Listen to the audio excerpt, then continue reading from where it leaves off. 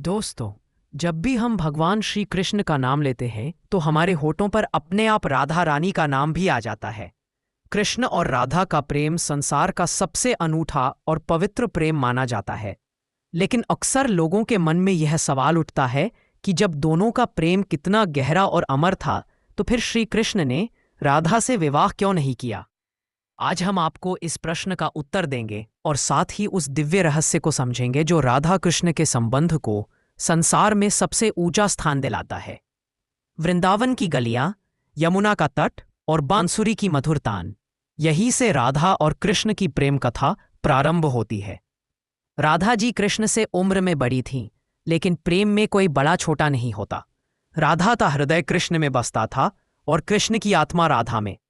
कृष्ण जब बांसुरी बजाते तो ब्रज की हर गोपी अपना सब कुछ भूलकर उनकी ओर दौड़ी चली आती, परंतु उन सब में राधा का स्थान सबसे ऊंचा था। कृष्ण ने स्वयं कहा था, राधा मेरे हृदय की शक्ति है, राधा के बिना मेरा अस्तित्व अधूरा है। उनका यह प्रेम सांसारिक नहीं था, बल्कि दिव्य था। यह प्रेम किसी अधिकार, किसी स्वार्थ, किसी शर्त पर आधारित नहीं था। यही कारण है कि इस प्रेम को आध्यात्मिक प्रेम कहा गया है। अब प्रश्न उठता है, अगर इतना प्रेम था तो विवाह क्यों नहीं हुआ। इसके कई आध्यात्मिक कारण बताए गए हैं। बंधन से परे प्रेम विवाह समाज का नियम है। यह एक बंधन है। विवाह के बाद कर्तव्य और अपेक्षाएं जुड़ जाती हैं। लेकिन राधा और कृष्ण का प्रेम बंधन से परे था। उनका मिलन आत्मिक था, जिसे किसी भी सामाजिक बंधन की आवश्यकता नहीं थी। अगर विवाह हो जाता तो उनका प्रेम सामान्य लोगों की तरह बंधनों में बंध जाता। कृष्ण का जीवन उद्देश्य, कृष्ण केवल ग्वाला या प्रेमी नहीं थे, वे पूर्ण अवतार थे। उनका जीवन केवल व्यक्तिगत नहीं था, उनका कार्य था धर्म की स्थापना करना, कुरुक्षेत्र का युद्ध कराना, पापियों का नाश करना। अगर वे राधा से विवाह करते तो उनका जीवन गृहस्थ में बंध जाता, लेकिन उन्हें संसार का कल्याण करना था। राधा का परिपूर्ण समर्पण। राधा ने कभी विवाह की इच्छा नहीं की, उनके लिए प्रेम ही सर्वोच्च था। उन्होंने कहा था, मुझे कृष्ण से कुछ नहीं चाहिए, न पत्नी का अधिकार, न नाम, न मान। मुझे केवल इतना चाहिए कि हर सांस में, हर धड़कन में कृष्ण बसे रहे। यही कारण है कि राधा और कृष्ण का संबंध विवाह से भी महान बन गया। भक्ति का प्रतीक राधा और कृष्ण का संबंध हमें यह सिखाता है कि सच्ची भक्ति और सच्चा प्रेम किसी शर्त पर आधारित नहीं होता। जैसे राधा ने कृष्ण को बिना शर्त चाहा, वैसे ही भक्त को भगवान को चाहना चाहिए।